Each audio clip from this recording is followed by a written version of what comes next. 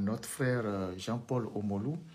Jean-Paul Omolou qui se trouve dans une situation depuis bientôt 4 ans qu'il a été arrêté. Je pense bien 4 ans ou 3 ans qu'il a été arrêté et qu'il est gardé de façon exceptionnelle au SCRIC. Il n'est pas à la prison civile de Lomé. Il y a la Cour de justice de la CEDEAO qui s'est penchée sur son problème, qui a reconnu que ses droits ont été violés et qu'il a fait l'objet de torture, mais le pouvoir ne veut pas lâcher du lest. Les dernières informations que j'ai eues sur lui ne sont pas assez bonnes, comme tout prisonnier d'ailleurs. C'est quelqu'un qui souffre beaucoup dans sa chair, qui a beaucoup maigri. Ça fait 3 ans ou un peu plus qu'il est gardé au SCRIC. Au moins, s'il était en prison, il aurait eu une certaine marge de liberté. Là, il est dans une, je dirais, dans une prison d'exception, parce qu'il est au SCRIC, il est gardé là-bas.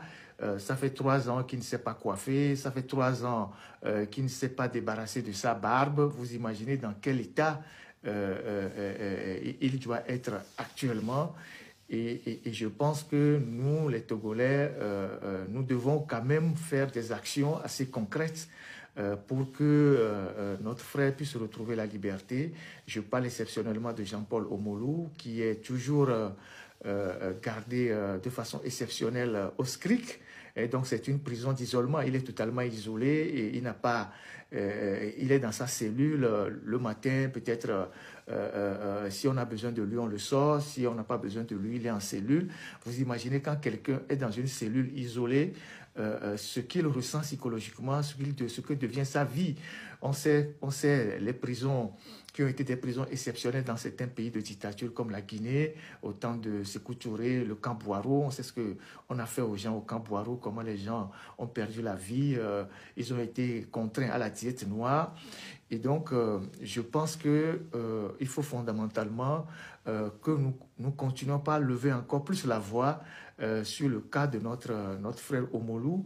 Si on ne veut pas le juger, il faut le libérer parce que là, il est dans une prison exceptionnelle et depuis des années, voilà, il est dans des conditions assez exécrables. Et je vous assure que les dernières informations que moi j'ai eues ne sont pas vraiment de très bonnes informations.